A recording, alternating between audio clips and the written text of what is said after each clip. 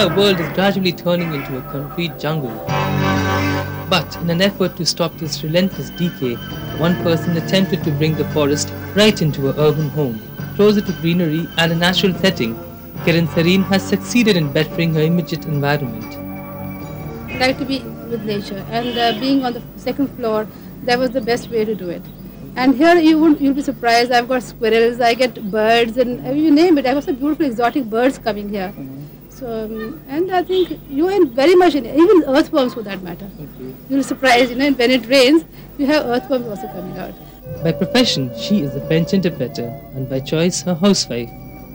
But her passion is for gardening, and for over 5 years, Kiran has been laboriously adorning her terrace garden with nature's bounties. My garden has almost everything, from sort of decorative plants to vegetables, and I've got a lot of driftwood, which I collect from here and there, and arrange it the way I want it to be.